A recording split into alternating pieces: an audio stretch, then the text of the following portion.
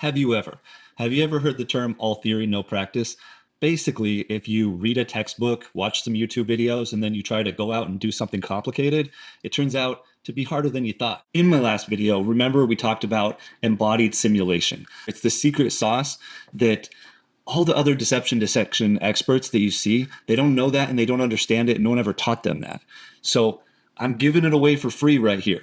Embodied simulation is how you're able to take indicators and put them into context. It's how you're able to use the variables that you're thrown in real life to your advantage rather than getting confused by them. Remember, the two tools that we're going to use are called cognitive empathy and mirror neurons. Look at my last video if you don't remember what those are. Now I'm going to show you this video right here, and you're going to see his analysis, and then I'm going to show you why it is so completely wrong. Now, if you're not a fan of Meghan Markle, throw that out the window right now. I couldn't care less who he's looking at. This is just a great example of how you can analyze somebody incorrectly. So let's check out this video. She doesn't answer the question. Why did you want to make just that? I'm not going to say that it's comfortable. And then she exposes her throat. She throws her head back. You see her throat and her neck. You don't do that when you're uncomfortable. She talks about, well, it's not comfortable, but then she does the most trusting thing you can possibly do. She throws her head back and shows you her neck and her throat totally exposed. Something's not right here. That totally goes against what she's saying. She's comfortable. She loves this. She's absolutely eating it up. Okay, so what did we see there?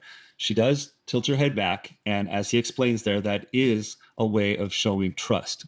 Now, the problem that he had with it is that she's showing trust, but then doesn't want to give you a straightforward answer. So he got confused there. And that's typical if you're not using embodied simulation. There's two ways to look at a situation like this. You can put yourself into that person's shoes. It's literally the only way of doing deception detection. Or you can try and remove yourself like you're a judge sitting on your throne, analyzing like an AI bot what the person's facial expressions are and writing the words off to the side.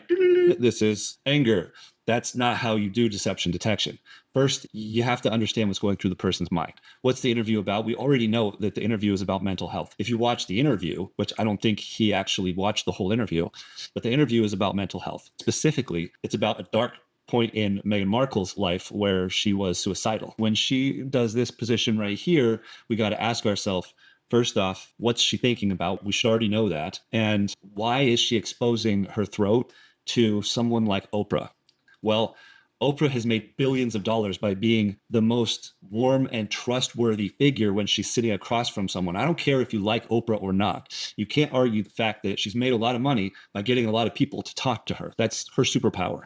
So the idea that Meghan Markle feels like she's in a safe environment when she's talking to Oprah shouldn't shock anybody. The purpose for doing that is to open up your cardiovascular system to relieve body heat and increase your circulation. The two things that you might see is like when Chris Watts, during his interview with a police officer, he does this where he puts his hands above his head and he sways and he's looking around.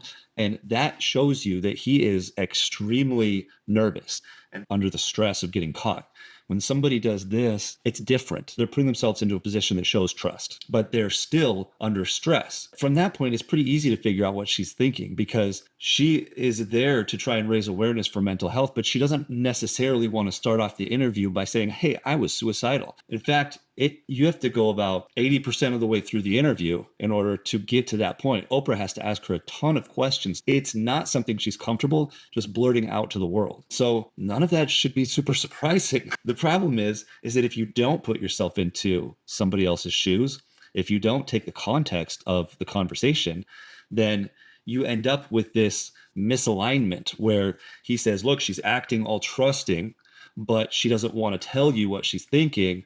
That means she's an actress and she's eating up the attention. I don't even know where he came up with that. This is a very simple analysis of somebody there to talk about a hard subject that has hurt them personally.